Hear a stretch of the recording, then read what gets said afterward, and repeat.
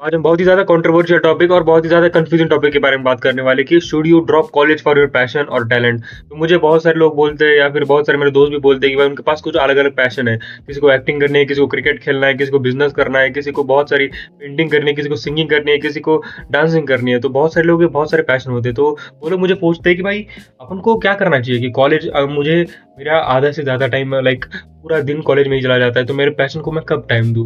Literally मुझे रात को सोना पड़ता है, सुबह उठ के सीधा कॉलेज को जाना पड़ता है, इसलिए मुझे अपने टाइम पैशन के ऊपर काम करने को नहीं मिल रहा है, जिसके लिए मुझे लगता है मैं पैदा हुआ हूँ और मुझे ज़बरदस्ती कॉलेज शिफ्ट करनी पड़ रही है। तो और मुझे ऐसा लगता है कि भाई इसके बहुत सारे पर्सपेक्टिव्स हैं, तो मैं अपन हर पर्सपेक्टिव के बारे में बात करेंगे कि भाई अपन को ड्रॉप करना चाहिए, नहीं करना चाहिए। तो मुझे ऐसा लगता है कि जिनकी फीस कम है, लिटरली जिनकी फीस 50,000 से कम है या फिर 60,000 तक भी फीस है, तो वो लोग ना अफोर्ड कर सकते हैं एक्चुअली कि वो ज़्यादा से ज़्यादा टाइम पैशन को दे और थोड़ा कॉलेज को कम टाइम दे, क्योंकि भाई 60,000 फीस है। अगर आपका टैलेंट अगर चढ़ गया तो फिर वो 60,000 फीस है क्या?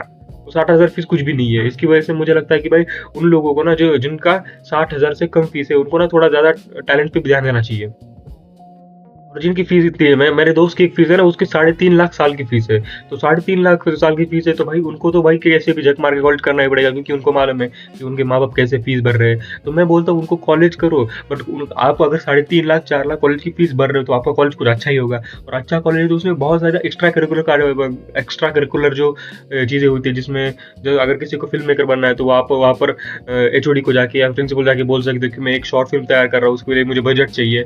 अगर अच्छा कॉलेज होगा तो आपको बजट भी दे देगा, आपको यूटिलिटीज भी दे देगा और आप वो शूट कर सकते हो, क्योंकि सिर्फ एक्सपीरियंस के लिए। क्रिकेट खेलना चाहते हो तो क्रिकेट के ग्राउंड पे जा सकते हो, डांसिंग करना चाहते हो तो बहुत सारी उसके लिए भी एक्टिविटीज होती है, तो वो करना चाहते हो। बट कभी कभी भी घर पे ना मत बैठो। अब बोल रहे होगे कि तू घर पे क्यों बैठा है, तो भाई मैं थोड़ी देर के लिए घर पे बैठा हूँ इसलिए बोल रहा हूँ, क्योंकि भाई अगर आपको भी अगर कोई गोल अचीव करना है तो घर पे बैठने से घंटा कुछ नहीं होने वाला, माँ कसम बोल रहा हूँ। देखो अगर वो आप विराट कोहली, सचिन तेंदुलकर या फिर शाहरुख खान, जो भी अगर सब लोग घर पे बैठे होते और मम्मी का खाना खाना मम्मी जो बनाए खाना वो खा रहे होते, फिर रात को सो जाते होते, तो भाई वो अभी वहाँ पर नहीं होते। और वो जो लोग बोलते हैं कि भाई मोस्ट ऑफ द सक्सेसफुल लोग जो होते हैं, जो कॉलेज ड्रॉप आउट्स होते हैं, बट भाई आप देख सकते हो कि भाई उनके कॉलेज ड्रॉप आउट के बाद वो आपको सक्सेसफुल स्टोरी सुनाई जा रही है।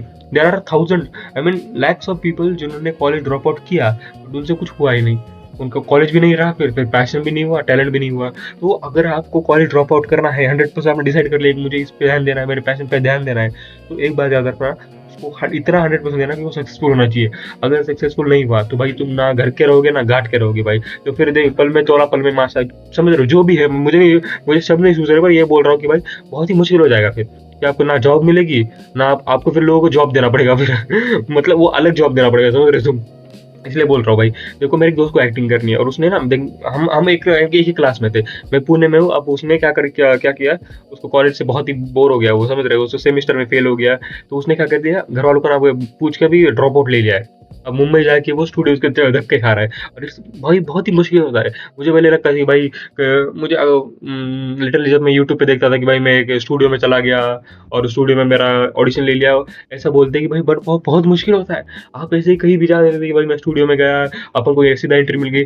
लोग 20-20 घंटे, 12-12, 15-15 घंटे लिटरली लाइन पे रुकते, तब उनको 1-1.5 मिनट का सिर्फ मतलब समझ रहे हो कि स्पॉटलाइट मिलता है, और उस 1-1.5 मिनट में भी आपको कंफर्म नहीं है कि वो आपको सिलेक्ट ही कर देंगे। अगर सिलेक्ट नहीं किए तो 15-20 घंटे गई हुआ है, वहाँ के जाने के पैसे चले गए। वो लोग लिटरली इतना लंबा लंबा ट्रैवल करते हैं उस ऑडिशन के लिए, ऑडिशन में सक्सेसफुल नहीं हुआ, जाने के पैसे चले गए, खाने के सबके पैसे चले गए। तो इसलिए बोलता हूँ, देखो पैशन को फॉलो करने में, टैलेंट को फॉलो करने में बहुत ज्यादा रिस्क है।